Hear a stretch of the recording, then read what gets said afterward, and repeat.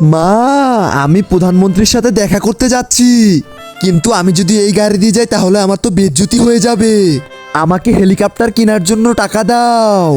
টাকা কি গাছে ধরে হ্যাঁ যে তুই চাইলে আর আমি তোকে হেলিকপ্টার কেনার জন্য টাকা দিয়ে দিব? হা হা হা হা হা। আরে আলাদিন, তুমি আবার চলে আসলে। চল তাড়াতাড়ি আমাকে কাজ দে, না হলে তোর ওই গাড়িকে আমি ভেঙে চূর্ণ বিচূর্ণ করে দিব, তারপর তোকেও মেরে ফেলবো। না না না না, আমি বলতেছি আমার ছেলে প্রধানমন্ত্রীর সাথে দেখা করতে যাবে, তুমি ওর জন্য একটি প্রাইভেট হেলিকপ্টার এনে দাও। এখনই দিচ্ছি, এই নাও।